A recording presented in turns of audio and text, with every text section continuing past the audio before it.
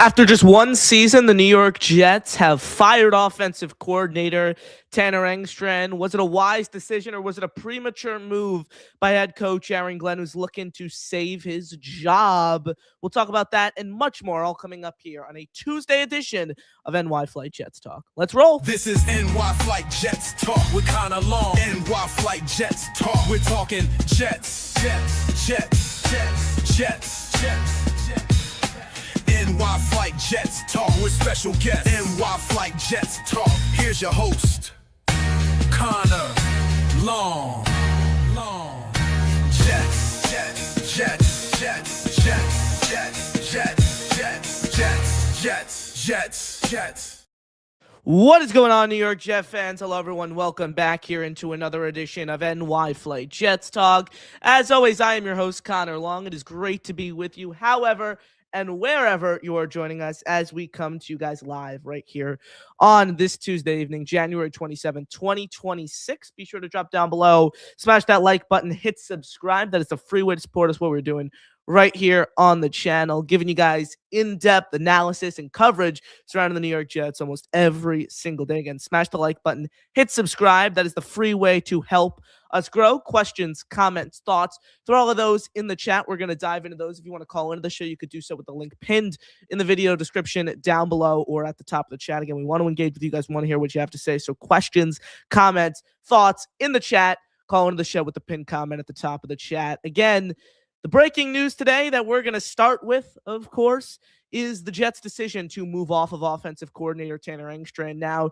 in recent days, the brewing news and the brewing reports were that the Jets were looking to find someone to replace Angstrand with as the offensive play caller. It was noted that the Jets were looking for a veteran offensive mind to come in and call plays for this team next year, but it was expected that Angstrand would remain with the Jets, but just in a lesser role. Perhaps he would still hold that offensive coordinator title, but not be the primary play caller for the Jets. However, that changed today, according to multiple reports, as the Jets ultimately decided to move off of Angstrand. Now, this is a really interesting topic, right? Because if you look at all of the numbers and how the Jets offense performed last year in Angstrand's first season as an NFL offensive coordinator, they weren't great. They weren't. The Jets were in the bottom five in scoring defense and scoring offense, DVOA, and pretty much every single major offensive statistical category. However, the context is what he was dealing with. The revolving door of quarterbacks that he had to call plays for was really, really hard to truly assess who he was as an offensive play caller, looking at the quarterbacks that he was working with. Justin Fields for 9 games, Tyrod Taylor for a handful, and then get Brady Cook to close out the season with limited offensive weapons. Their leading receiver and Garrett Wilson having just 396 yards. It's really, really tough to fully assess Angstrand's body of work last year. And look, there were more positives than negatives. If you ask me, he was ranked pretty high in some key play calling categories. He had great company, along with Ben Johnson and Clint Kubiak at the top of a really important statistical category that I want to get to. The Jets ranked the 4th best in the NFL last year under Angstrand's play calling, with an average of 2.9 yards of separation on intermediate targets, which trailed only the Bills, our offensive coordinator Joe Brady, who got promoted to head coach today, the Bears with Ben Johnson, and the Seahawks with Clint Kubiak, who's just a straight monster. And I point out that stat and say it's important because that right there shows that Tanner Engstrand was doing his job by scheming receivers open in the intermediate game in particular. He just didn't have a quarterback who could get those guys the ball. Those are names that you want your offensive coordinator year one to be associated with and share that company with at the top of that leaderboard. Ben Johnson, one of the brightest offensive minds in the NFL. Same could be said about Joe Brady, who just got a head coaching job today. Same could be said about Clint Kubiak with the Seahawks. I think he's going to be the next monster head coach in the NFL. So those are names that you want your first-year offensive coordinator associated with. So when I heard the news that the Jets initially were going to find someone to replace Angstrand as the play caller, I was even a little frustrated then because I wanted to see what Angstrand could do with a serviceable quarterback next year, whether that be a bridge guy, whether that be someone the Jets take high in April's NFL draft. The approach I think the Jets should have taken to begin with, that from what I heard at the time, seemingly it looked to be going in the direction that the Jets weren't going to add a veteran to replace Angstrand and his play calling, but rather assist him, add someone with the title of passing game coordinator, quarterbacks coach, passing game specialist, someone like that. That's the veteran that you could bring in to, again, not replace Angstrand, but assist him, and someone who has done it before, someone who's been a head coach potentially before, someone who had been an offensive play caller before. But instead, now, not only are the Jets taking the route of replacing Angstrand as the play caller, but they are replacing him off the entire staff. And man, I think this is just unjustified. I really, really, really do. It's hard for me to look again at the personnel that Tanner Engstrand was calling plays for and the body of work that he compiled with that personnel, with that group of quarterbacks, and saying, man, this guy didn't have upside. This guy wasn't a good offensive coordinator. Again, he wasn't great. If you look at the statistical categories, the Jets offense was a bottom 5 offense by every single major category. But again, he dealt with 3 quarterbacks, 3 of which who, let's be honest, aren't starting quarterbacks. 2 in Brady Cook and Justin Fields, who you could argue aren't even backup quarterbacks at the NFL level. So that context is key, and he was shining in some key areas, man. So this is certainly one I want to hear your thoughts on. Throw all your questions, your comments, your thoughts in the chat. You guys can call into the show with the pinned comment. At the top of the chat, we got 100 of you guys watching us live. Again, questions, comments, thoughts in the chat. Call into the show with the pinned comment at the top of the chat. We want to engage. If you guys want to hear what you have to say, going to move over there quickly. So appreciate you all. I'm Connor Long, right here with you all on NY Flight Jets Talk. Smash the like, hit subscribe if you're new and enjoying the show. Appreciate you all. So look, this is kind of a hard one for some people to stomach. Others excited that, oh, the Jets are going to now get a veteran guy to come in and replace Angstrand. So I guess that's kind of where we'll pivot. What are the replacement options? Who are the Jets going to replace Angstrand with now as the offensive coordinator title? Because keep this in mind, folks. Although look, the Jets we're going to find probably a play caller anyways. The Jets could have found a way to go about it where they kept Angstrand and his title, offensive coordinator, which is the non-play calling offensive coordinator. They brought in a veteran consultant or a quarterbacks coach, pass game coordinator, title that we spoke about earlier, but he was calling plays. In that case, that would help the Jets significantly because they would not need to go through the hiring process for an OC, which includes the Rooney Rule, interviewing 2 minority candidates, and it's a much longer process than the Jets just looking at someone, bringing them in, no interview process at all, and saying, this guy is going to be our quarterbacks coach. This guy is going to be our pass game specialist, our pass game coordinator, whatever that title could have been. So first, the Jets would have, the process wouldn't have taken as long. The Jets would have had more options to pick from. Now, the Jets have to go through this lengthy process to try to land their next offensive coordinator. Now, let me add, and this roots back to the head coach of this football team, that the Jets made the decision to fire Angstrand 3 weeks after the regular season ended.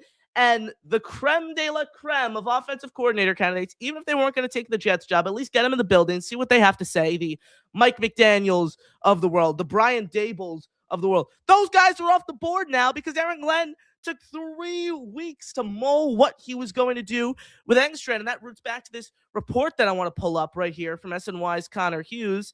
And Hughes writes, there were several within the Jets building who preferred a complete fresh start at offensive coordinator.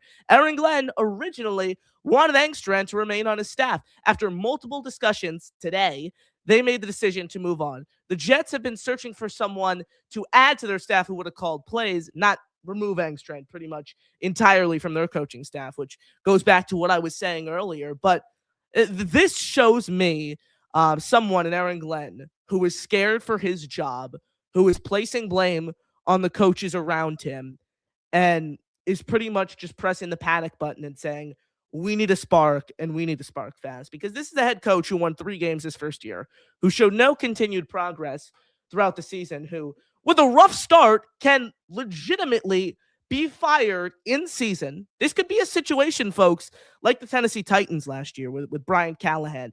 Awful year 1, owner scared to make a decision after he already knows it's not going to work out, decides to keep him, makes the changes to his coaching staff, and then is a disaster 5 weeks into the year. Titans started 1-5. Callahan was canned. That could very well be the case with head coach Aaron Glenn this year. It's just, man, it's hard. It was hard enough to watch the season unfold and everything that happened. Him firing his DC in season and Steve Wilkes, everything like that, and not be concerned. It's even harder now because this move is unjustified. It really is. And you guys could say all you want. It's just, it's hard to explain why Tanner Engstrand is being blamed for the offensive struggles, essentially, by the Jets moving off of them. It's hard to explain it. Maybe it's not Angstrand, Aaron Glenn. Maybe it's the quarterback in Justin Fields, who he gave 2 years, $40 million to, 30 of which guaranteed, who was 14 and 28 by the time he came to the Jets. And look, I understood the move at the time.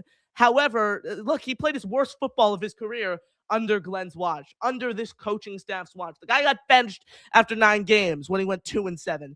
How about you place some of the blame on him? How about you cut him right away? How about that's the first move you make of the offseason when the new league year begins? You cut Justin Fields instead of deciding to fire your offensive coordinator who showed substantial progress and was able to work with one of the worst quarterback groups in the NFL. Had to work with 3 different starting quarterbacks in his first year as an OC. Had to work with essentially no talent around those quarterbacks. His leading receiver, Garrett Wilson, played in 7 games and had under 400 receiving yards, for crying out loud.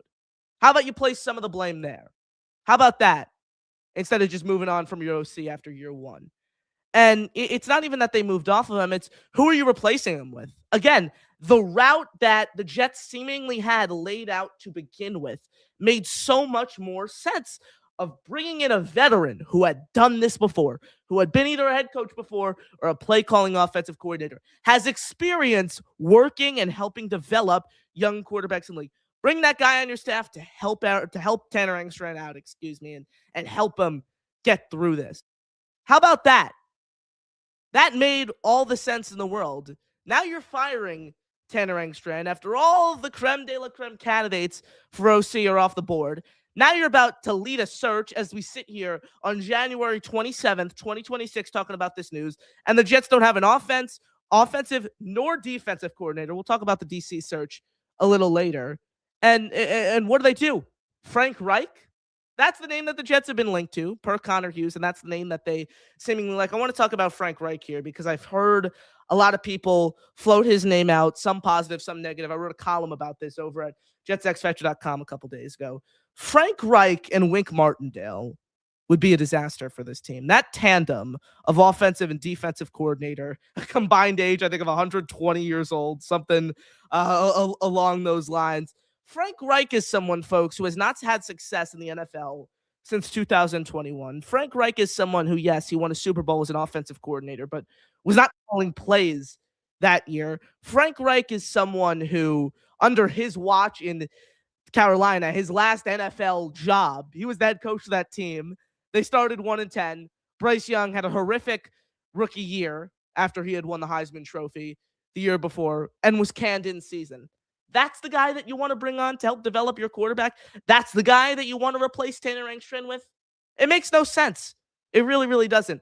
The guy who just spent the season at Stanford as their head coach and went 4-8. Again, the guy who hasn't had success in the NFL in 5 years. Come on. And I understand why some fans, look, he was on the Super Bowl coaching staff. He worked under Bill Belichick, he worked with Doug Peterson, guys like that. But man, that is not the type of resume that warrants an NFL play calling job in 2026. You can't tell me that Frank Reich is the solution to fixing Jets offensive issues. You can't tell me that Frank Reich is best positioned to help develop a quarterback for this team, man. You really, really, really cannot tell me that. Instead, the 2 names that I think the Jets should be all in on, well, I talked about earlier today in a column again over at jetsxfactor.com where you guys could see all of my written work. The 2 names I think the Jets should be going all in on are Greg Roman and Doug Peterson. Peterson, in my opinion, is the best option that they could potentially get. 57 years old. He was a head coach in 2024, very, very recently with the Jaguars. Obviously won a Super Bowl. Again, he's not perfect. He's not great. He was fired by the Jaguars for a reason. But Trevor Lawrence had one of his best seasons under his watch. Doug Peterson called an offense just 3 years ago that led a team to the playoffs, ranked 10th in DVOA. Also, he was on NFL Network the other day talking about how eager he is to get back in the NFL. Why not go after that guy who has had success as head coach, who's won a Super Bowl as head coach, who has helped develop a quarterback in recent years? Or go after Greg Roman, who helped tailor a scheme in Baltimore around Lamar Jackson's strengths and mask some of his weaknesses earlier in his career and help Jackson win his first career MVP. I know a lot of people are going to point to Roman's body of work with the Los Angeles Chargers this year that, look, it ultimately wasn't great. They were ranked 21st in offensive DVOA. Keep in mind, he's one of the most innovative run game designers in the NFL as a coach. That is the key trait that you get with him. Also, again, paired with the fact that he helped turn to Lamar Jackson and the player that he is and tailor a scheme around his strengths. A lot of Greg Roman's style is hinged upon having a dominant physical offensive line up front, which the Jets have. I mean, they have the building blocks across their offensive line. They have what we believe are their long-term tackles in Olu Fashanu and Armand Membu. They had the same offensive line trot out for all 17 games this year. In contrast, with the Chargers, they lost Rashawn Slater in training camp, their stud left tackle. Joe Alt appeared in 6 games before a season-ending injury. They shuffled through 29 different offensive line combinations. So that's kind of the case for Greg Roman there. Still, Doug Peterson, my number one option. I don't think you're getting someone who would bring as much experience working with young quarterbacks, calling plays to take over as the offensive coordinator than Doug Peterson. Bobby Slowick was someone super, super high on my list. The Dolphins ended up promoting him to become their OC. So, again, this is the problem with waiting. If Aaron Glenn made this decision on Black Monday right after the season ended, look, I still wouldn't have sat on here and said, oh, yeah, go Aaron Glenn for firing your offensive coordinator after year one who showed an ample amount of progress. But I'd say at least he did it then when he had all the options on the table, when he was able to potentially get a Bobby Slowick, talk to a Brian Dable, talk to a Mike McDaniel, talk to someone like Bobby Slowick, talk to a Cliff Kingsbury, someone like that. No, he waits 3 weeks, and now the options are much more limited. So it all roots back to the head coach. And at the end of the day, folks, Aaron Glenn is the common denominator with all of this. He really, really is. He fired 7 assistants. He fired his offensive and defensive coordinator after year one. The only 2 coaches, based on my research, who have fired their offensive and defensive coordinators, both of them, after year one. Listen to this. Hugh Jackson with the Cleveland Browns. We all know the disaster that was. And then Bob McAdoo with the Giants. So that's not great company to be in, paired with the fact that he won 3 games his first year, paired with the fact that nobody knows who the quarterback is going to be next year. Nobody knows what the plan is. And I don't know if Aaron Glenn knows what his plan is either, because it seemingly shifted too many times. I don't think his plan was to fire 7 assistants after year one. I don't think his plan was to fire his defensive coordinator 15 weeks through the season. I don't think his plan was to fire the offensive coordinator after year one when he didn't have a steady quarterback under center. But keep buying in the plan. Don't let go of the rope, as he would say. That's what fans are supposed to believe, man. It's hard. It really, really is hard to have faith in this head coach. What did he show you? He showed you nothing in year one. Again, among coaches to start 0-6 with a new team in year one, 18 of them since 1980, only 4 have later led that team to the playoffs. Jimmy Johnson with the Dallas Cowboys, Zach Taylor with the Cincinnati Bengals, Dan Campbell with the Detroit Lions, Kyle Shanahan with the San Francisco 49ers. The Jets are betting on someone in Aaron Glenn who showed nothing in year one to be a significant outlier. I don't see it. I don't see it. And this roots back to the fact that you can't run into a situation that the Titans just did with Brian Callahan. Like, if they had any doubt that Aaron Glenn was going to be the guy, they should have just fired him at the end of this season. Because that job would have been attractive. The notion that, oh, nobody's taking a head coaching job with the Jets, especially if they went 1 and done with the head coach, that is total BS. First, it's 1 of 32. There are only 32 NFL head coaching jobs, the most prestigious coaching job for a football coach in the world. The money. Also, look, the Jets may not have the best roster in the league right now. No one is sitting here saying the Jets have a Super Bowl caliber roster. But they have 5 first-round picks over the next 2 years, 2 selections within the top 45 in April's NFL draft, over $90 million in projected cap space. The coach would be able to come in and pick his quarterback. Enough with the nonsense that nobody would have taken this job. It's total BS. It really, really is. Instead, we're sitting here on January 27th, 2026, and talking about a head coach who went 3-14 his first year, who fired his offensive coordinator, who fired his defensive coordinator, and does not have one in those roles right now. So it's an unmitigated disaster in Florham Park, but what else is new? We'll have it all covered right here on the channel. Be sure to drop down below, smash the like button, hit subscribe. That is completely free. Continues to help continues to help us grow. I am your host, Connor Long, right here with you guys on NY Flight Jets Talk. Questions, comments, thoughts, Throw those in the chat. We're going to get to those 270 you guys in the building. Shout out to everyone watching. Be sure to drop down below, smash the like button, hit subscribe. I see a ton of you guys on hold, so we're going to get to your calls. Again, smash the like button, hit subscribe. We want to engage with you. We want to hear what you have to say. So use the pinned comment at the top of the chat to call into the show. And then again, if you don't want to call in, but you still want to engage, throw your questions or comments, your thoughts in the chat. We will get to those. Appreciate your kind words. Appreciate all your support. As always, let's head over to the phone lines. First up here on the show is Kyle Clifton. Kyle, what is going on, man? Good to hear from you. How you doing? I think our guy Angstrand got done dirty. Yeah, dude. I agree. Yeah, I mean, like when you have a young coach like that, who is obviously a smart guy and obviously doesn't have the best, tools to work with as far as players. I think you have to let him grow. Like it's a little bit different than the situation with Wilkes, where the guy had, been through the wars and been with a couple of teams and had been an established coordinator. We had some young players that are going to continue to grow together with Garrett, with Tittman, with the two tackles. We're going to bring in a quarterback. Hopefully Brees will be back next year. I expect we're going to tag him. We have, Mason Taylor, but like he didn't have a whole lot to work with. I think that a lot of people felt that some guys were running open and were just missed in the first half of the season, and then they were. That goes back to the separate. I don't know if you were listening. Sorry, I don't mean to cut you off, Kyle. No, go ahead. But the separation stat that I brought up, the Jets ranked the fourth best in the NFL with 2.9 yards of average separation on intermediate targets. That was only behind the Bills with Joe Brady, the Bears with Ben Johnson, and the Seahawks with Clint Kubiak. He was scheming guys open. He just didn't have a quarterback who could get those receivers who were wide open the football. It's that simple. It's a little bit crazy. And, like it just goes to show. I think this was Angstrand wanting out because, you can't do that. You can't take a demotion in your second year. Like it's better to go somewhere and start anew and just try and build up your rep again. And he knows that Glenn is going to be gone sooner rather than later. So, if he's not going to show any loyalty towards Engstrand, he doesn't deserve any loyalty back.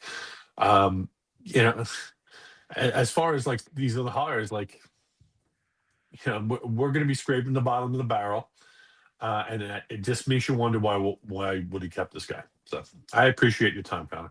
Of course. Thank you, Kyle. Appreciate it. And I couldn't agree with you more on that, man. The head coach needs someone to blame because, again, we're talking about Steve Wilkes, who, again, was not good. We're talking about Tanner Engstrand. We're talking about all these assistants who Glenn had fired. First, who brought him on in the first place?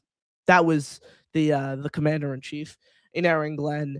And at the end of the day, he's the common denominator between all of this.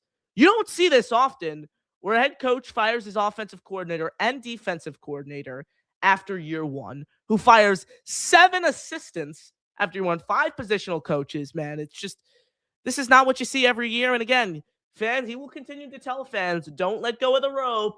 Trust the plan, trust the process. I don't think he knows his plan. I don't think he knows what the process is because guarantee you it didn't entail firing both of his coordinators after year one and this whole mess that the Jets are now in, sitting here on January 27th, 2026, where they don't have an offensive or defensive coordinator employed, folks. It is an absolute disaster. Shout out to everyone in the chat. Thank you all for supporting us in the paid way. Tank for Ty drops a gifted membership. Robin Boy Wonders drops a gifted membership. And Jets FG drops 10 gifted memberships. Shout out to you all. Thank you so much for the support right here on the show. It means a lot. Again, thank you all. Again, folks, please do not forget about the pay way to support the show. If you want to get your comment read right away, you could super chat it in, and that will cut the line of all the comments that we have we're going to get into shortly. And then also gifted memberships go a long way into helping support the show as well. So smash the like button, hit subscribe if you can't pay, which is perfectly fine. That is the free way to help us grow, just by smashing the like button and hitting subscribe. Lets YouTube know what we're doing over here and helps pump the content out to fellow Jet fans. I'm your host, Connor Long, of course, right here, coming to you guys live with a Tuesday edition of NY Flight Jets Talk. Let's keep it going with your calls. Gary is up next here on the show. Gary, what's going on, man? What up, Connor Long? How are you? Wish I could be better between the performances from our Nets in recent games and the latest Jet news. We gotta hop on a Nets pod soon, but we'll hash that out off air Yeah, for let's sure. figure that out soon. Yeah, soon. yeah, definitely. Your thoughts though? Do you think that Glenn and Woody sit around and say, you know who's really bad at their job? Tanner Engstrand's really bad at his job. Like, Yeah. a little. He needs someone to blame. Like, maybe look in the mirror, guys. Like, you guys suck at your jobs worse than anybody. You know what we should do? That Tanner Engstrand, he sucks at his job. He should be fired. Yeah. No. Ranked fourth behind three of the best offensive coordinators in the NFL in a separation stat that shows how wide open he's scheming receivers on intermediate targets. At a quarterback who got $30 million guaranteed, handpicked by this head coach, who started 9 games, who went 2-7, who played with an undrafted rookie the final 4 games of the year. But no, it's his fault that this offense didn't perform. And it's not only that, Gary. I know you're backstage, you probably heard me say this, but the fact that they wait until 3 weeks after the season to do it just shows me how incompetent this head coach is. I want to address that because I've been in situations like this. They took the play calling away from him already, right? They said he wasn't going to call the plays. Reportedly. Do you think it's right? Let's just live in a world where that's true. Just to entertain my hypothetical. Let's say that that's true. Yeah. You think it got to the point where Angstrand was like, well, then just fire me. If you're going to take the play, definitely, just fire me. Yeah, that kind of goes back to the report today. The Jets kind of made the mutual decision, according to Hughes, the way he framed it, to move on. And look, that made sense because, as Kyle just said on the last call here, why would Angstrand want to stick around if Glenn's kind of just going to bitch him around, for lack of a better term, and say, I brought you as my handpicked OC, but you're not calling plays. And that's kind of viewed as a punishment in a way. Exactly. What entirely wasn't his fault. Again, he was not great. He could have been better, but he showed a lot of promise in select areas. He was associated with some of the top OCs and statistical categories that you want your first-year offensive coordinator to be in company with.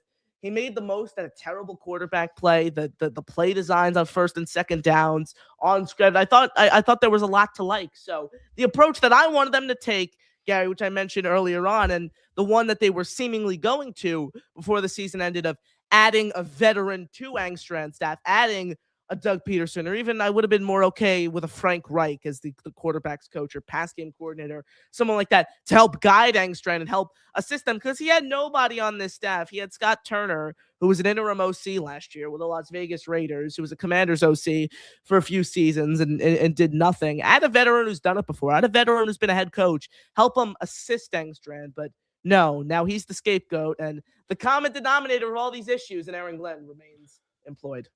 Let me play devil's advocate here real quick, right? Yep. Like, I wanted to fire him. I want to put that out there. I thought it was silly, but Justin Fields never played this bad anywhere else. He was not this bad with Pittsburgh. He was not this bad. I got him, and I told other hosts he's going to be an above average quarterback in the NFL.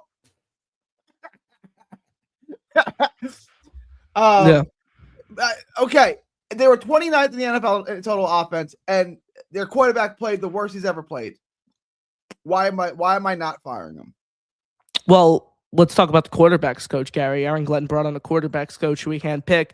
Not only had no history with him, but who's a former running back who made his name known as a running backs coach. And his experience coaching quarterbacks was with Geno Smith in his terrible year in Seattle, that second year where he really did not look like a starter.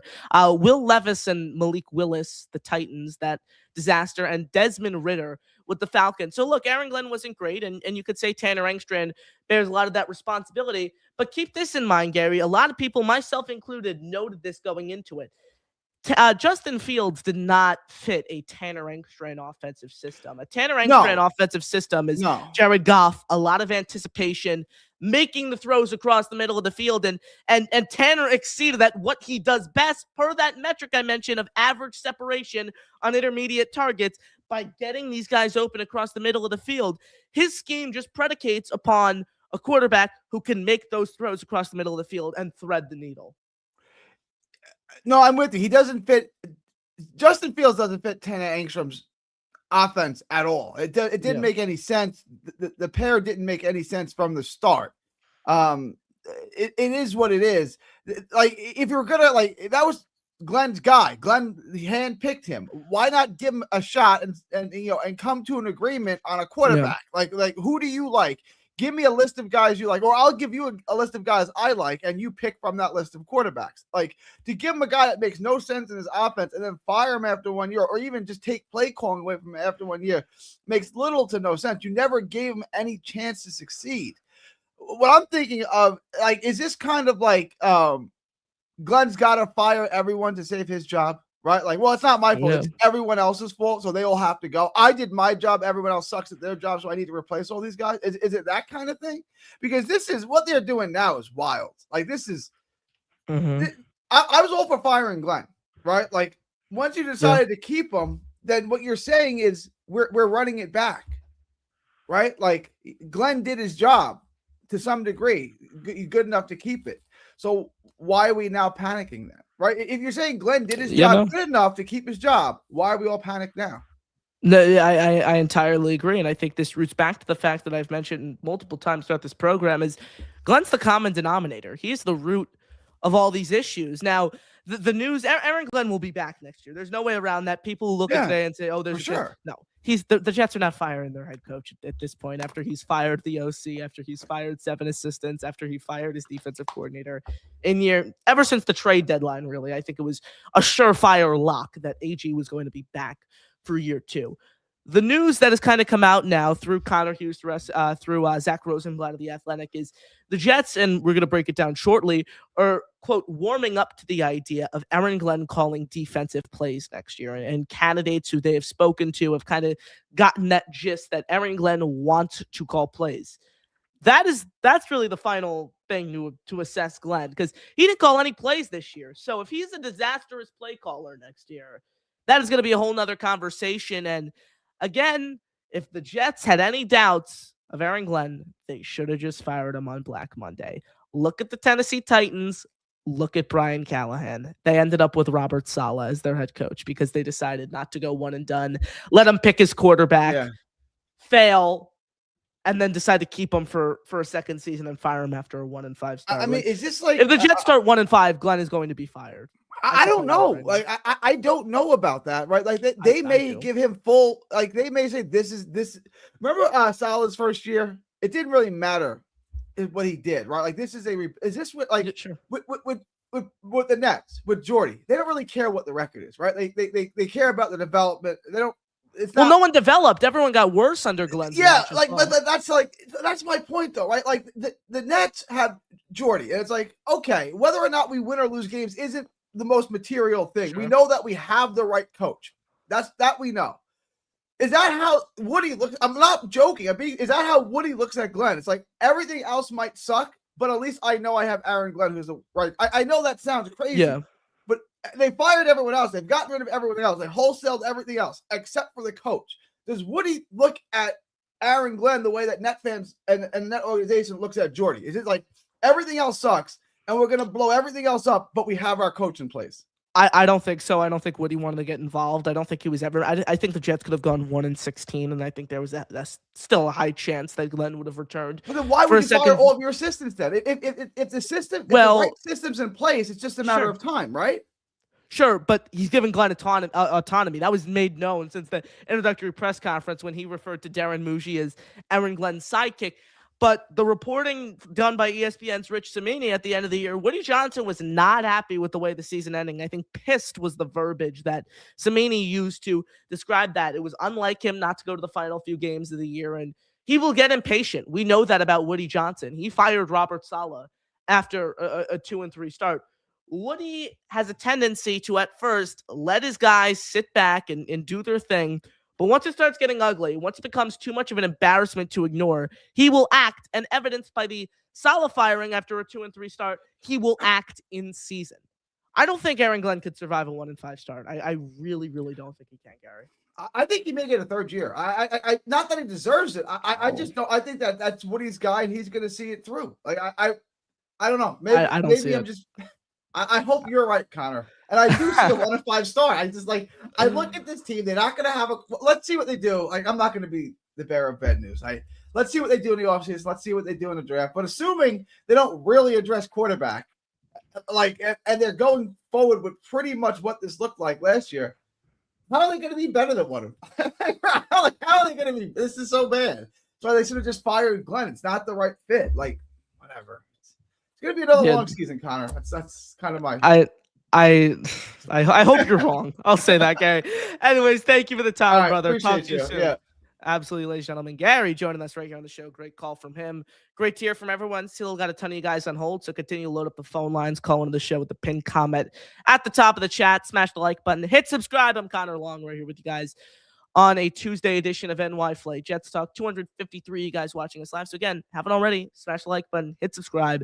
Free way to support us, free way to help us grow. Continue to load all of your questions or comments, your thoughts up in the chat. We are going to get to those momentarily, but continuing with your calls, we'll head back to the phone lines. Mad Max is up next. Can you guys hear me? Honestly, Connor Long.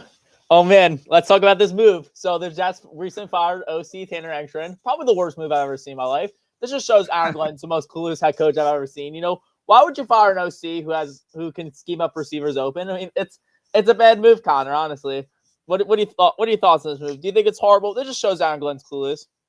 My thoughts are exactly what you said, Max. Look, he's the common denominator. I'll continue to say it for as long as time. He is the common denominator. He fired his offensive coordinator. He fired his defensive coordinator. This is the head coach who didn't call plays for the team last year. There's a chance that we see who he is, the defensive play caller, but it's not pretty. It really, really isn't.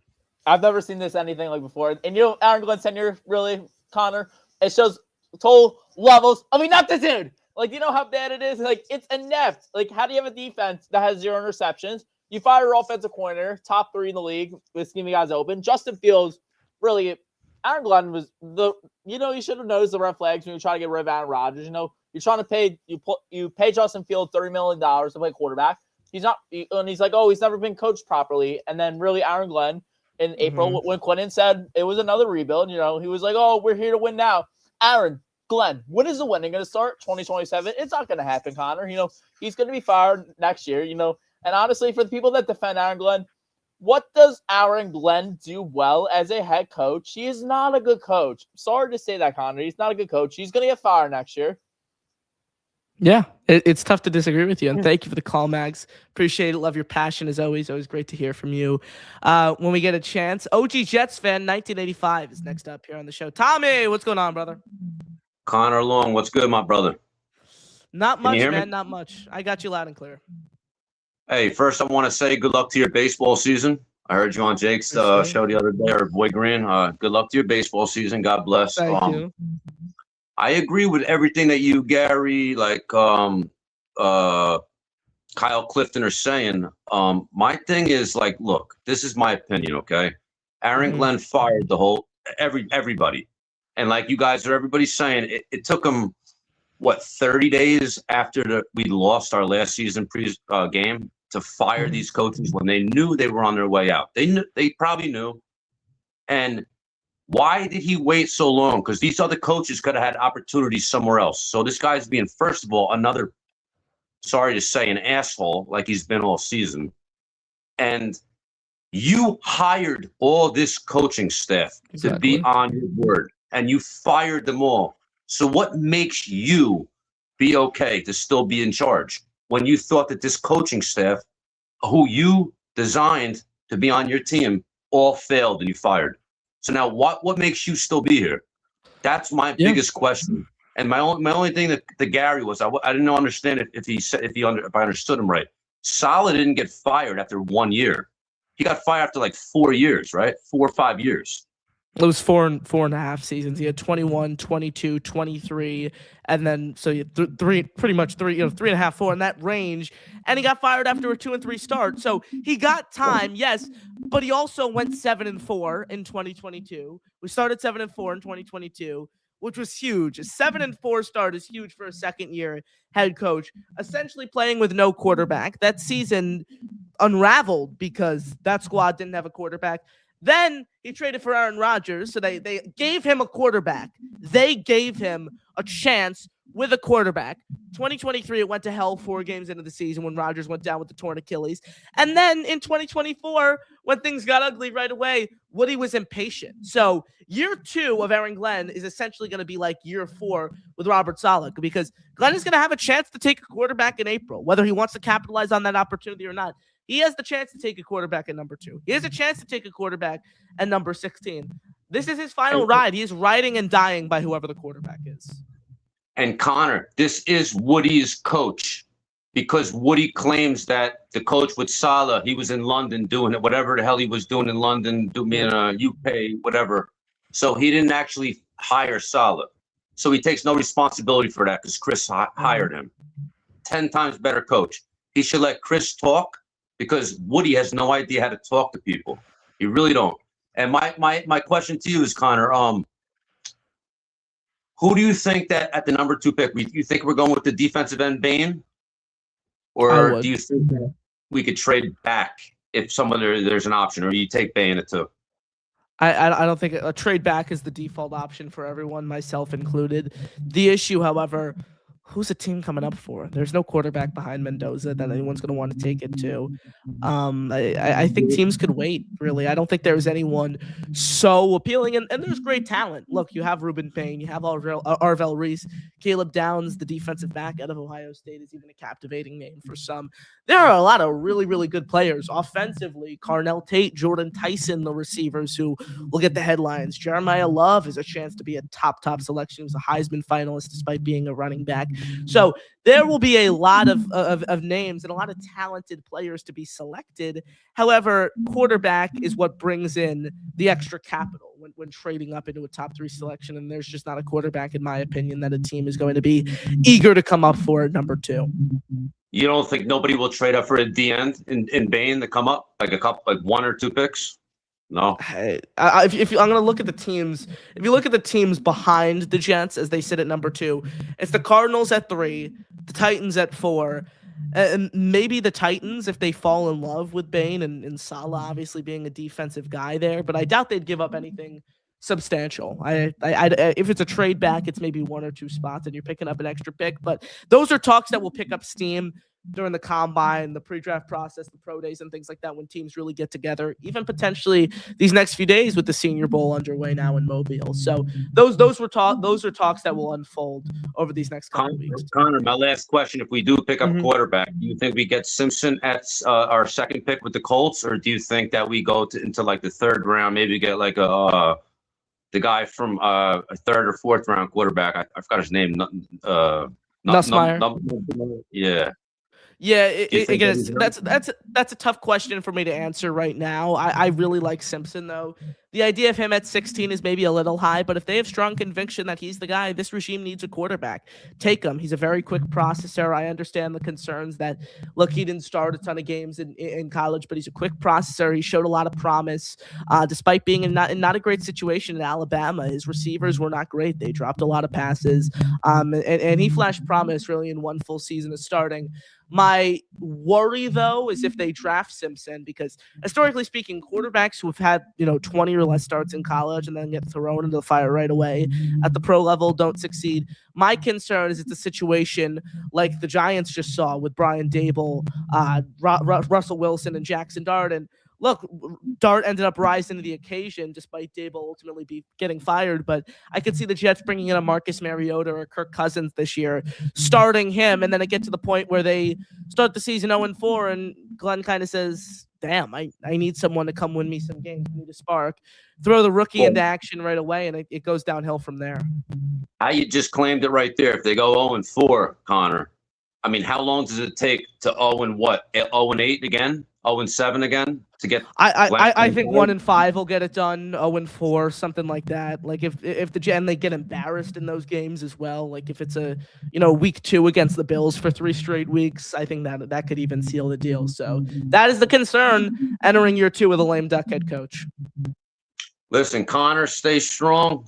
Appreciate you. We're in there. We're in for the long haul. JETS, Jets, and bless all you Jet fans out there. Connor, you're doing a great job.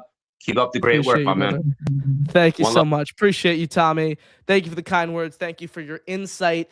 As always, we'll get to the chat.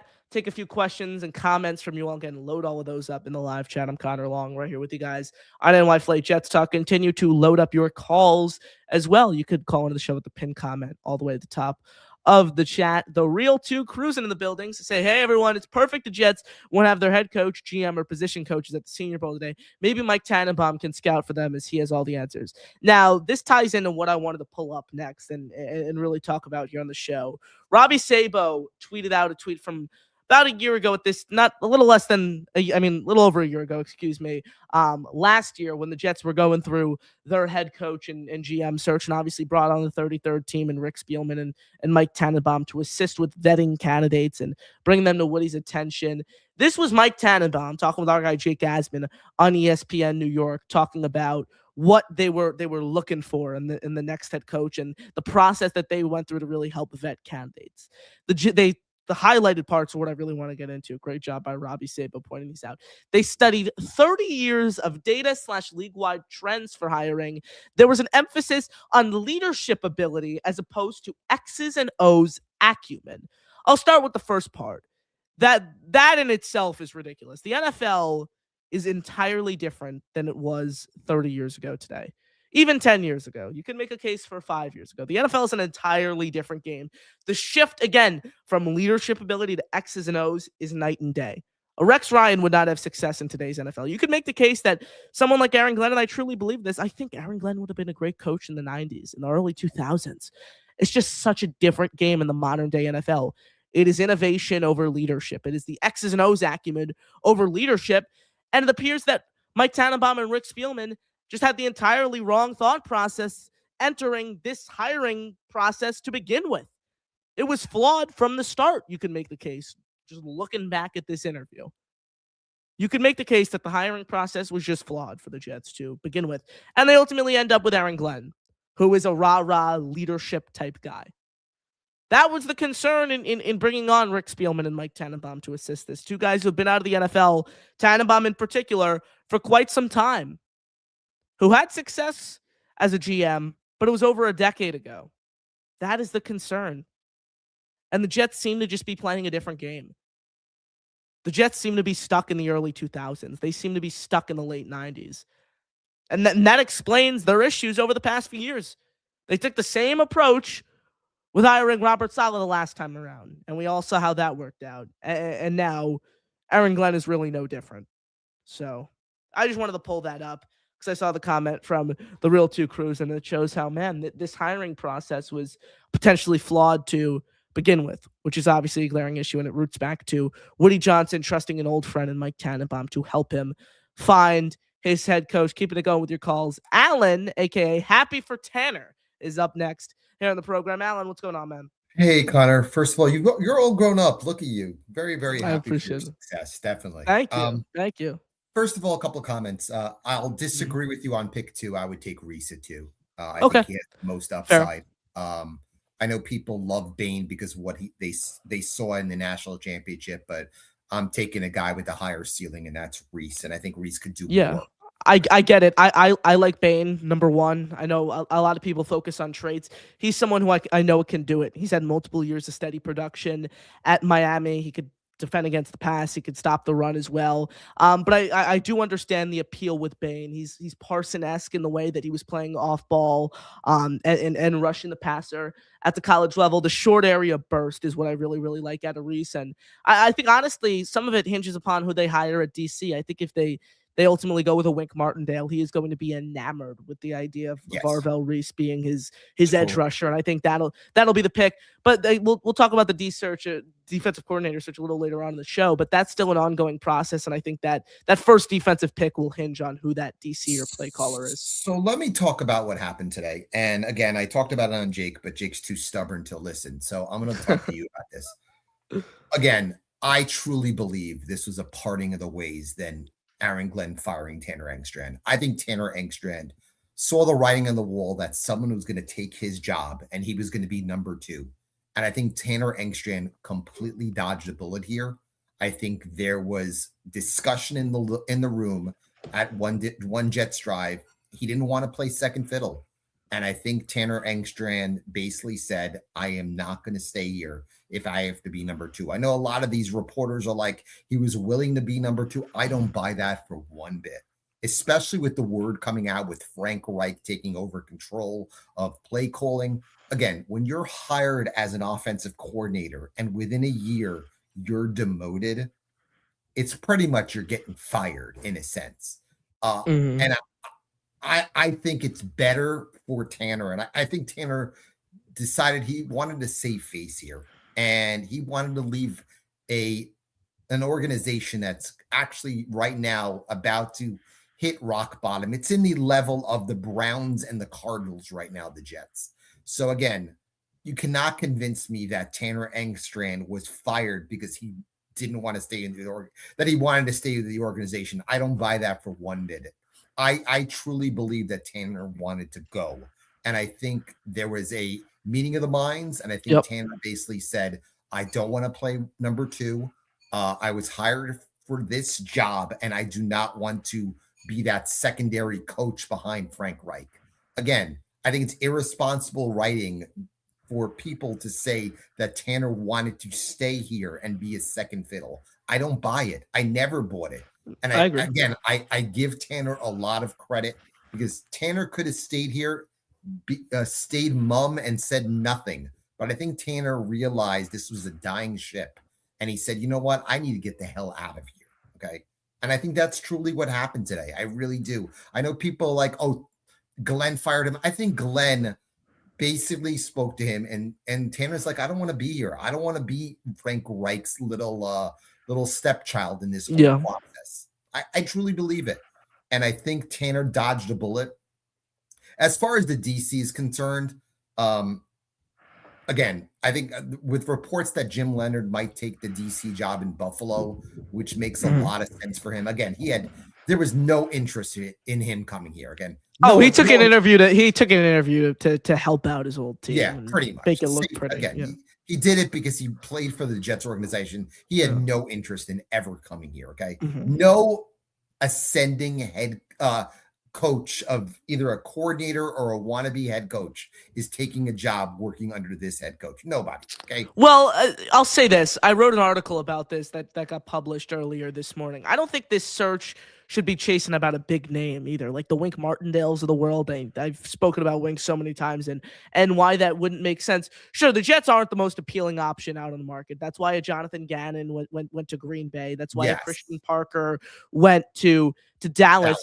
But keep in mind, the same case about the head coach, it's one of 32 jobs, and it's the final stop for defensive coaches to really stand out and thrive before they get legitimate head coach consideration. Now, look, I'm not saying they're attracting Jim Leonards. I'm not saying they're attracting Christian Parkers, but you can't tell me that the Jets can't find anyone better than Wink Martindale or Chris Harris. Of course they can. Someone like an Ephraim Banda, who's an up-and-coming and ascending defensive mind who just worked under Jim Schwartz for a handful of seasons in Cleveland. Someone in DeMarcus Covington who's looking to get on the right track after he got a bad bounce as the DC in New England would take this job. The Jets have a ton of assets to really beef up this unit. Also, another bonus is the DC who would come in also would have pretty much be able to build his own coaching staff. Glenn fired 7 assistants, like I mentioned, 5 of which on the defensive side of the ball. He would be able to come in and help build this coaching staff, which would be another big bonus. And then also add in the fact that maybe he wouldn't have to call plays right away. The possibility that AG would call plays next year and then kind of take him under his wing and help develop him into the play caller for maybe the year after if he's ultimately AG gets one final comment. I know you like Ty Simpson. I worry about Ty Simpson with this coaching staff. I really do. I worry about any quarterback with this coaching staff. I do not want to take a quarterback in the first round, especially when you think in the back of your mind that Glenn is not going to be here more than a year. Again, I would rather draft somebody in late 2, early 3, whether it's Nussmeier. I really don't like anybody else in that range. I worry that this coach has too much power and is too much in Woody's ear that he might draft Simpson at 16. And if things don't work out, he might go to Woody and say, you know what? I brought in my quarterback in training. Give me another year. That's what's worrisome. Again, people talk about 2027 and the 3 first-round picks and all that. But again, if you bomb 2026, like unfortunately I believe they could, 2027 is not as appealing as you think, because you're going to have to get rid of a lot of the crap that's going to be brought in this year. And then you're going to have to basically play catch up in 2027. That's the problem in keeping Glenn this year. Tennessee, look, if they fired Brian Callahan last offseason, yes, maybe they're not the most attractive opening, but they're looking at better options than Robert Saleh, Lou Anarumo, and Matt Nagy. The Jets, again, I spoke about it earlier, they wouldn't have been the most appealing open. I agree. They wouldn't have been the most attractive job. They just went 3-14. They have holes everywhere on their roster. But someone, especially an offensive-minded guy, a Kubiak, maybe a Mike McDaniel, someone like that would have taken that job with 5 first-round picks, over $90 million in cap space, the 5 first-rounders over the next 2 years, the autonomy to take your own quarterback, build an ecosystem around that QB. Someone good would have taken that job. And finally, I have a request for you, Connor, because I trust you more than 99% of these Jet reporters, okay? Can you do me a favor? Okay, yep. You seem to get access to a lot of people, okay? Can you find your way in front of Woody Johnson and ask him simple questions? Because the idea that he has said nothing about this whole process is kind of crazy, because he's a guy who loves to be in front of a camera, and he said nothing about this throughout this whole process. It's a little strange. It's actually. I'll do my best. I'll do my best to get to the bottom of it. Thank you so much, Alan. Appreciate the call. Thank you for your insight, as always. Appreciate you guys. Thank you so much for all the support. As always, we still got a ton of you guys on hold, so we're gonna rip through your calls. Also want to balance going to some of you all in the chat. The Freedom House says, well, we didn't give Leonard an option. He's not going to come here with a lame duck head coach if we fired AG. We possibly could have gotten Jim Leonard. Sure. I agree. I agree. Now, look, Aaron Glenn, I think, is, the common denominator for all of the issues here in this situation. He is the common denominator. He fired 7 assistants. He fired his OC and DC after year 1. He is the issue. And he will be canned after a bad start to the season, if that is ultimately the case. So, man, it's not looking great. And again, they aren't the most attractive opening. They're not going to get a Jim Leonard. They're not going to get a Christian Parker, but someone will take this job. Austin says Woody's eyes got wide when Reich showed interest. Again, I don't get the appeal with Reich. He was a good coach at a point in time, but this is someone, you look at his resume, play calling in particular, it does not warrant a offensive coordinator job in the year 2026. It just doesn't. It doesn't. Let's see. Got a comment saying he doesn't want to be here, talking about Tanner Engstrand, and then suggests the Rams passing game coordinator as an option. That'll be Nate Schlielhaas. I hope I'm saying that correctly, but he is someone getting head coaching interviews as well. I think he's had 2 interviews now with the Browns.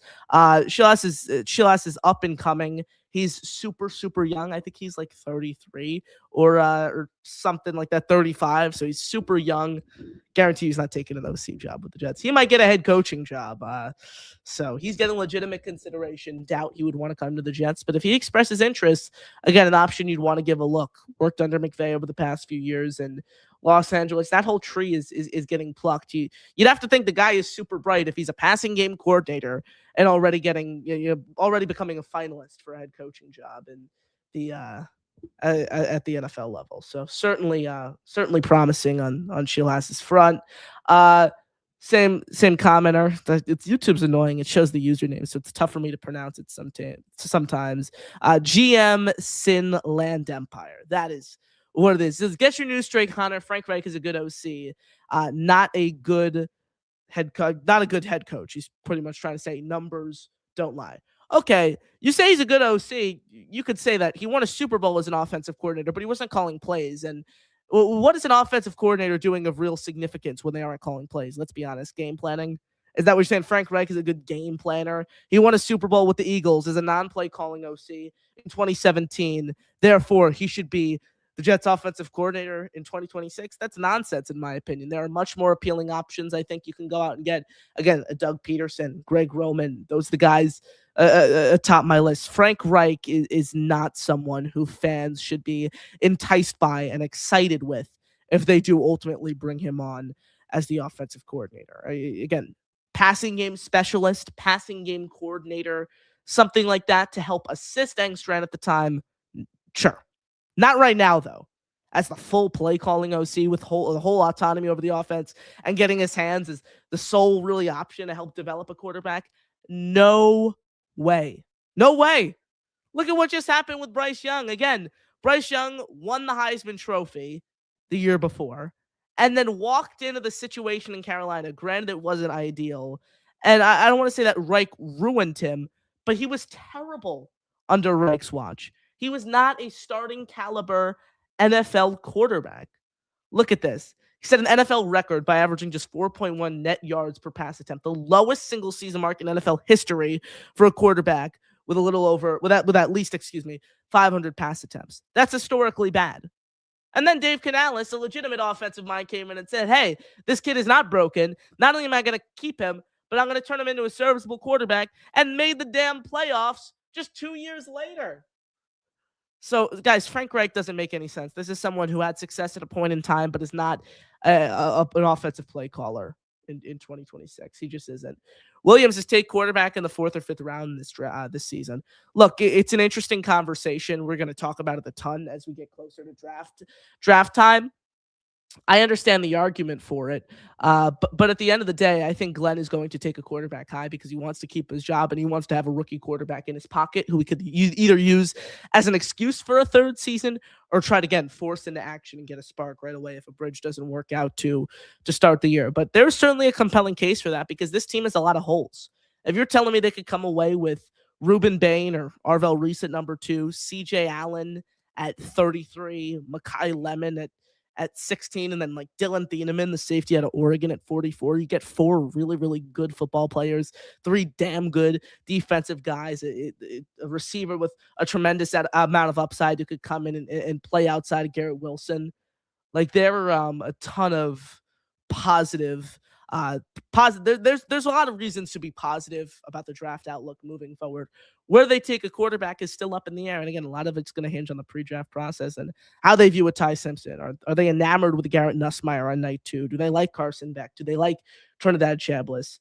Going to be an interesting conversation. Smash the like button, hit subscribe. I'm Connor Long right here with you guys on a Tuesday edition of NY Flight Jets Talk. Again, hit like, hit subscribe, completely free.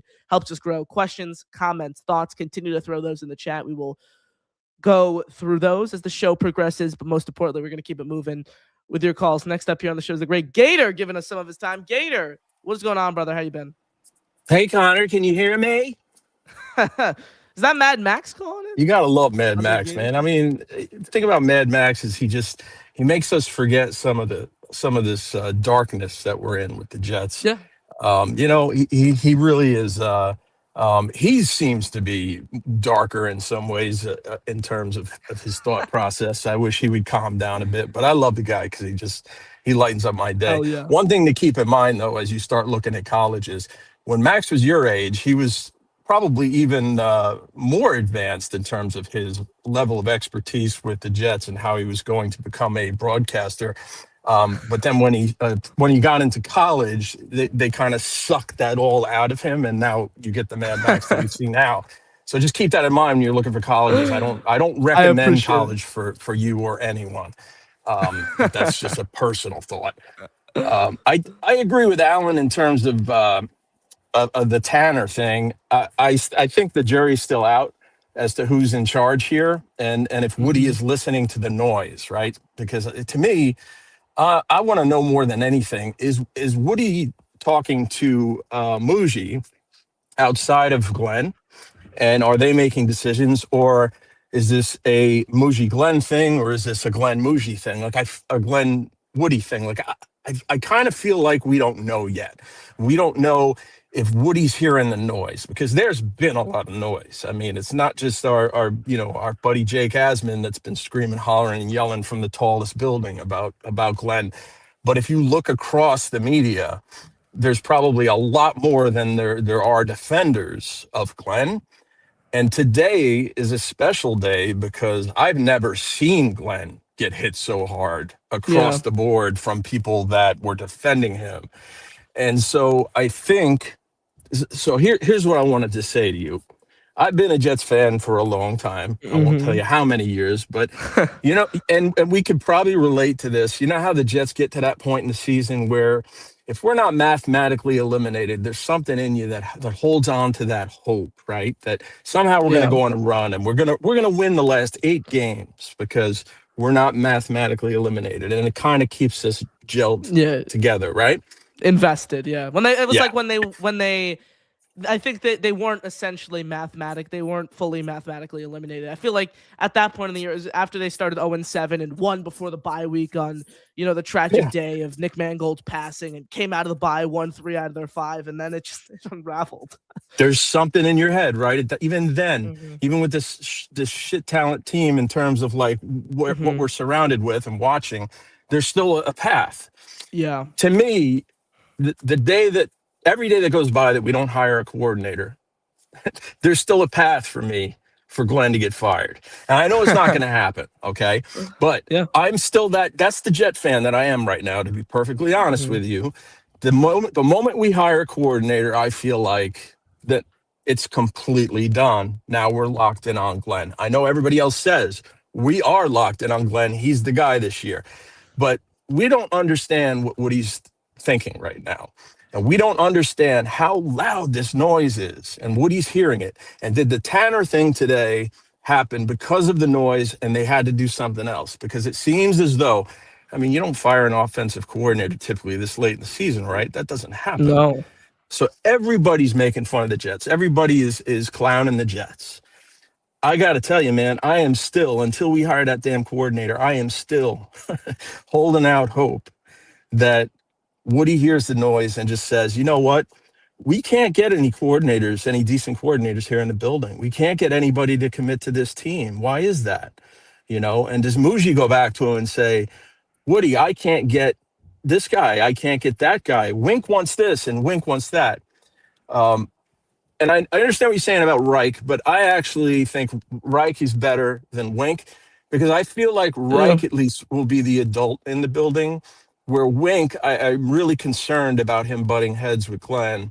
I think Reich could almost be like that respectable father figure that Glenn knows and wouldn't go head to head with. Also Glenn has a defensive background. Him and Wink don't see eye to eye fully schematically in the 3-4 and 4-3 differences as it comes to the base sets that they would want to operate. And also both of those guys have 2 very big egos. You look at why Wink Martindale flamed out with the Giants. It was pretty much due to a power struggle between him and Brian Daboll. Brian Daboll wasn't even a defensive-minded head coach. He has a background as an offensive coordinator, of course, with the Bills, which got him that job with the Giants. So 2 defensive minds in Glenn and Martindale. Martindale, who was just eager to get back in the NFL after 2 years in the college ranks at Michigan. That is a disaster waiting to happen, in my opinion. Well, why is it happening? Why that it doesn't make sense, right? Why is that? Is that because nobody else will talk to this team?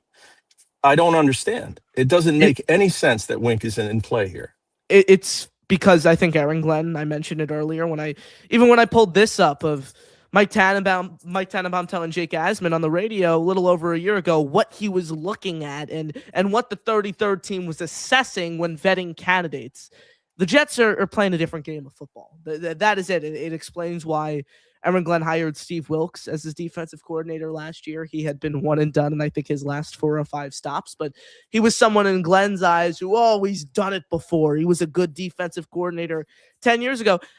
Wink Martindale is no different than a Rex Ryan to me. Someone who's a very good coach, was tremendous, but leave that in the past. The NFL is turning away from the Wink Martindales defensively, where it's blitz, blitz, blitz, blitz, blitz, old school with the Oakley glasses and the cutoff sleeves on the sweatshirt, and more so the innovators, the up and coming minds. Look at Matt McDonald, who was a beast with the Baltimore Ravens as their DC for I think 2 or 3 seasons it was, and is now playing in the Super Bowl just a year later after becoming an NFL head coach. It's more so the young up and coming innovators compared to Wink, who again was damn good. He's a really good defensive coordinator. I'm not taking that away from him. He's a tremendous coach, but it was 5-10 years ago. It's not where the NFL is today, and I think the Jets are just stuck in the past in that sense. Yeah, I think the best the Jet fans have to hope for right now is Leonard somehow in the 11th hour becoming the DC, and short of that, till we hire a coordinator. Fire Aaron Glenn, baby. Fire Aaron Glenn, please. I love the passion. We've got a path to the playoffs. I can see it. We're 0-8, but we can still make it. Sorry, that's all I got, Connor. You're amazing, man. Keep up you're doing a great job. Tremendous job. Thank you so much, Gator. Appreciate the kind words. Appreciate you calling in. Love the passion. Love your insight as always. Shout out to you all.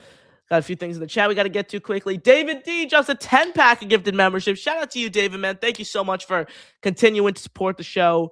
It's good to see you. I know we've kind of pivoted the not content strategy fully in a way here, but I've experimented myself, with more videos and kind of doing the live stream thing for breaking news and a couple times a week. But it's always good to see kind of the staples from our live shows over the past couple of years in the building, and David being one of those. So I appreciate you being super kind and generous, supporting the show, and I appreciate you tuning in right here on the program. Our guy Jake Asman, who we were just talking about, drops in with $2 super chat. Shout out to you, Jake. Thank you for the $2. His 2 goats, Gator and Connor Star. Thank you so much, Jake. Happy to hear you made it down to Mobile safely without any delays, at least. I was seeing on Twitter a ton of people were getting their flights were getting delayed and canceled who were heading down there from the tri-state area. So happy to hear that you made it down there. Hope you, DT, Dom, whole crew have a great time. Shout out to you. Shout out to everyone joining us. I'm Connor Long right here with you guys on NY Flight Jets. We're over an hour into the show. Wasn't planning on it being this long, but hey, you guys are engaged. Appreciate it. Thank you for the support. Again, please smash the like button, hit subscribe. If it's your first time watching us, appreciate you. Appreciate the way you found the show. Thank you for spending your Tuesday evening with us. But be sure to like, subscribe, turn on that notification bell so you don't miss us. Again, continue to support the show the free way by just hitting like, by hitting subscribe. It does wonders for us here on the show. Mad Max said he wanted to call back in quickly. Max, you got what's up? So I was just trying to invite you on my show for the Max Maniac Jets report. You know, get the next gen Jets crew. And it was nice meeting all Chris Grasso and Josh. We got to do a live show sometime, Connor. Honestly. Yes. Are you on Twitter? I'll use Twitter. How you doing? This is my roommate. What's your name? Nice to meet you. Malachi is the name of my roommate. Nice to meet you. I appreciate you. I'll text you on Twitter. We'll figure out the live show. But yeah. Honestly, do you use Instagram as well, or what? Yeah. I think Instagram. I'll text you on Discord. Honestly. Perfect. All right. Perfect. We'll do it there. We'll figure it out. Thank you. Sounds good. Have a good. Appreciate you too. Thank you, Max. Appreciate your support, and I'd love to hop on your channel at a point in time. So just hit me up over there, and we'll keep it happening. Philly Noodles is next up here on the program. Philly, what's up? Oh, Connor, how you doing, brother? Doing well, man. How are you? Pretty good, man. Pretty good. Couple of things here. First off, Mad Max is a madman. Jesus Christ. Saw that message in there. I was like, he's gonna come back on. Can you hear me? Man, I was on the fence early, right after the season was about to end, and with the whole keep Glenn. My whole notion in my mind was obviously fire a DC and OC, keep an Angstrand, getting developmental guys at QB coach, and firing London. Yep. The fact that you've lost everybody, either fired, and the key thing was mutual parting of ways, meaning he said, "You're not gonna demote me that far down, dude," and bring in Frank Reich. It's not like these people aren't paying attention to the world as well. To me, Tanner is definitely okay. I'm hearing Scuttlebutt. You want to bring Frank Reich to what? Take over my job, essentially? And I think in his mind, well, what had happened here was Justin Fields stinks, and I could be looked at as a guy who can, in the future, still be okay with a job. Whoever thinks Engstrand can't get a job after this season is out of their mind. He might go back to Detroit. I'm telling you, Dan Campbell's kicking himself that he didn't make. Yeah. He didn't get his hands on Tanner Engstrand to make him the OC. They went one and done with John Morton, and that was an unmitigated disaster. He could still go back there, passing game coordinator or something like that, or he will get a job next year and something similar to the passing game coordinator. It's the fact that the NFL is showing its hand. It's up and coming, younging and rising. Mm-hmm. You dipping into, Glenn dipping into the old adage is not going to help this franchise forward. Now, people will be like, "Oh, look what we did when we tried LaFleur." Okay, now look at LaFleur. All right, let's stop. We took a shot at Adam Gase. That was a recommendation of Manning, and whatever the case was, if Sam Darnold doesn't get mono, we don't even know what happens. I don't want to sound like that, but it's like that really took a part of that situation. But in the end, you cannot sit here and tell me as fans where I wasn't delusional. I was more like, all right, well, there's a step here he can take. Every step he's taken was to oust himself from all the other guys out there in the NFL, looking inward and saying, whoa, not only do the Jets look ridiculous, this guy thinks he's whoever. What are we talking? It's a rookie head coach into his second year of a miserable season trying to. Yes. Who's a lame duck who won 3 games his debut season, who's finding other people to blame for that year, except, again, looking inward. Dude, I can't help it. I really can't help it. I thought, to me, Harbaugh or Tomlin, if the availability was even in question, I would have fired him immediately for that. Now, both of them are off the table because one's stepping away and one got hired right in the same building. To me, when it's bad for business, is Woody's going to really lose it. There's no way that's going to sit nice with him to see what's about to happen. You know what I mean? I give Glenn an Owen whatever start. He's gone. I don't think he lasts. 2-6 would be like a miracle if he lasts that. But if it's anything worse than that, there's no way he lasts the whole entire time. And to me, I thought Durante Jones would have been wonderful. That's cool. And I thought Leonard with a connection with Moogie just being with him, and him having assistant head coach duties in 2 years. To me, he could have just took over as interim and then really probably won the job as a head coach next season if he got in here. And I think Glenn, and I don't care what anyone thinks, him being self-aware enough, because he's a smart dude no matter the case. He's in the NFL. He's been there for years. He's going to say to himself, man, if I bring in Leonard, I know what could happen. Not to say I'm not going to interview him, but yeah, you got to have that in the back of your mind still playing. But no, sure. Man, and anybody still saying, well, to have the worst offense with Justin Fields, he wasn't that bad before he got there. Man, it don't matter what you think. He is that bad. He's bad enough to have allowed that situation to occur. And it is what it is, and moving forward, I don't know. I think we should all need half love goggle and half hate goggles. You can't go in here in the season and say holding his rope. Well, the other end of the rope might be really short and you're holding on to some stupid ass rope. Yeah, exactly. It's a movie. There's a bomb on the other side of it. You know what I mean? Yeah. Oh Christ, man. Appreciate you, Philly. You got it, brother. Keep going, man. Thank you. Shout out to Philly Noodles. Great stuff from him. As always, we got a couple callers left, over an hour, 15 minutes into the show. Thank you all for supporting us. Thank you all for engaging. If you're new, I'm Connor Long, right here with you guys on NY Flight Jets Talk. 275 you watching live. Again, hit like, hit subscribe, free, helps us grow. Read my work, jetsxfactor.com. Follow me on Twitter, @Connor_Long. 15 again, only a couple callers left, so we'll rapid fire through and then say so long before we return tomorrow evening, probably with another live show, because you guys have seemed to enjoy those in recent days. DTN, our Patriots fan. I'm next here on the show. DTN, appreciate you waiting. How you been? Doing good, man. How are you? Doing well.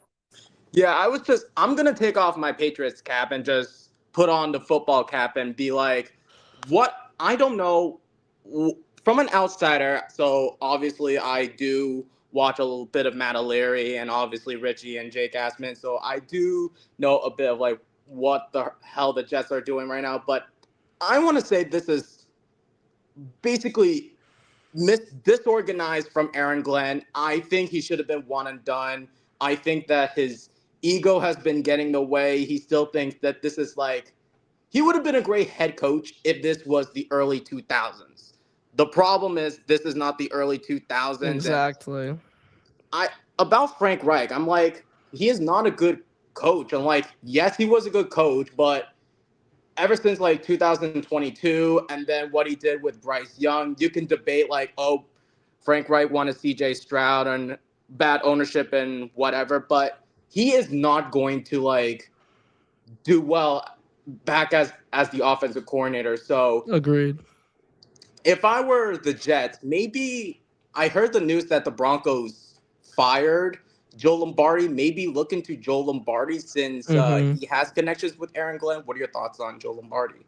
Yeah, Lombardi's an interesting one. He has a connection to Glenn. He was in consideration, really pretty much just fan hype last year for the Jets OC job. He's intriguing, right? Because you wonder how much of Denver's success, Bo Nix in particular, was Sean Payton compared to Joe Lombardi. But still, he's someone who has done it before. He is again on the experience side. He was with the Broncos from 2023 through this past year. He was with the Chargers as their OC in 2021 and 2022.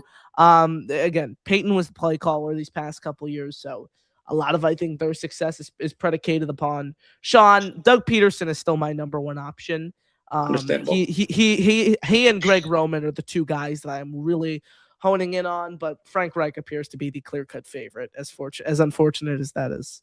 Yeah, that's gonna suck. And the only positive thing for the Jets is that the Jets are not the only team that is dealing with like all of this like dysfunction, because the Cleveland Browns and the Las Vegas Raiders, basically nobody wants to be the head coach or be the coordinator over there. So at least there's a bit of positivity for the Jets, and I hope that the Jets go back to like playoff contention, like being back in the 2000s, so we can have like a competitive advantage. So you guys have like 2 first-rounders, and Darren Muji so far, based off of what I've heard, like he's been doing a great job of hitting players. So if Darren Muji continues to like hit like the top candidates, obviously I watched the draft and looking at free agency. So like if he can hit all of these players that could fit the system, there's no doubt in my mind that the Jets could at least have a winning season. So it sucks that I'm a Patriots fan and I dislike the Jets, but I at least want like a competitive event, at least a competitive feeling. Yeah, no, absolutely. Thank you, DTM, for the call. You got any final thoughts here before we let you go? No, I just want to say that go Patriots, and hopefully that the AFC is competitive rather than being a dumpster fire after a series of events throughout the entire division. Thank you for that, DTN. Appreciate your time. Thank you for tuning in here on the show. One last call before we wrap things up right here on this Tuesday edition of NY Flight Jets Talk. No better closer to ever live, except the Lane Train, who was going to wrap the show up for us tonight. Lane, how you doing, man? Hey. Long time no talk. I know. You got older. I just realized. I appreciate it. It's good to see you. You're Man. a lot more younger. Yeah, I heard that you down for the Senior Bowl to That he did. Mobile, and the guy got elected.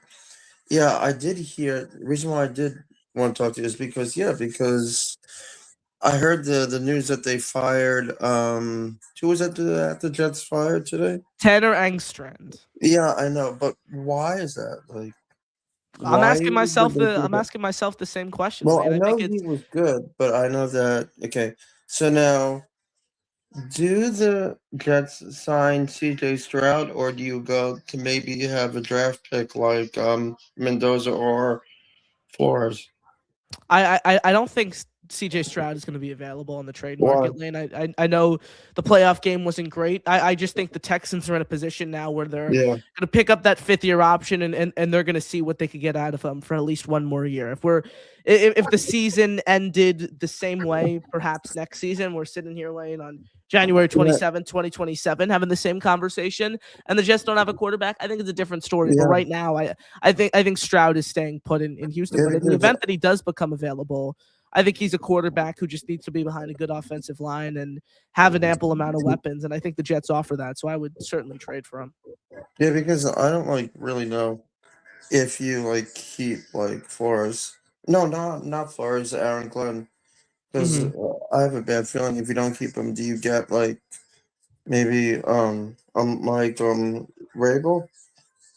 Yeah, Vrabel. Unfortunately, if they got Vrabel last year, Lane, it would be a different story. We'd be talking about a team that maybe was not Super Bowl good because they didn't have as much talent as the Patriots, but they'd be in a much better position right now, especially if Vrabel implemented the same staff that he did in New England. Yeah, and I'm not yeah, and the thing about Mad Max, come on, he knows what he's talking about, his cell and stuff. I'm trying to get onto his cell, but I couldn't find the link for some reason. Damn. Yeah, but I saw Jake so today he was talking about what was going on. Yeah, and also, what do the Jets do next year? I mean, because everybody's talking about 2027. So, I mean, it's only 2016. What do you do for the following year?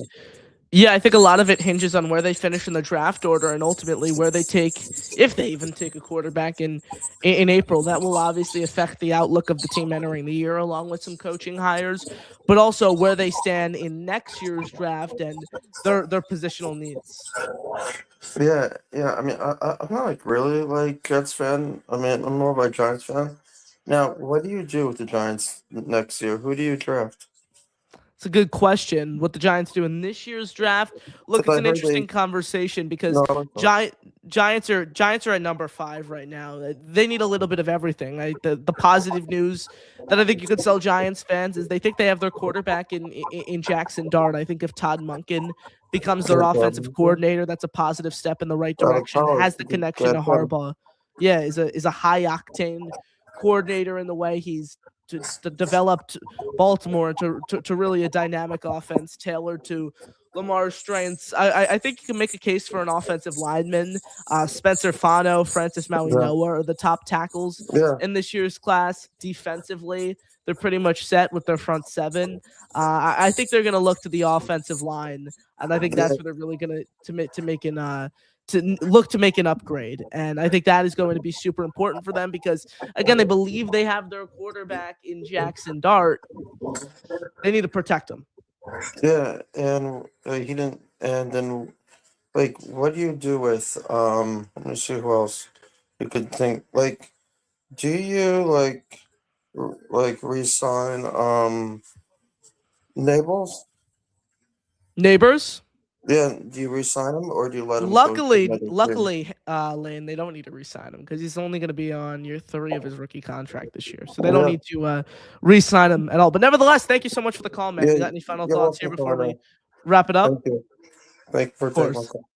Of course, thank you, Lane. Appreciate it. A way to close this out. Appreciate your kind words, support, Lane. Thank you for giving us some of your time. Appreciate you tuning in right here on the show. Thank you to everyone watching us live. 265 you guys in the building. Hit like, hit subscribe. Thank you for your support. Be back tomorrow evening. TBD. We're gonna have a guest, still TBD on who that is, but follow me on Twitter at Connor_long15. Post updates who the guest is, what time we're going live over there, and then read my work, of course, over at JetsXFactor.com. Folks, can't thank you enough for spending your Tuesday evening with us. That'll do it for me. I'm Connor Long right here on NY Flight Jets Talk, saying have a great rest of your evening, everyone. And as always, JETS, baby. Jets, Jets, Jets. Peace out, folks.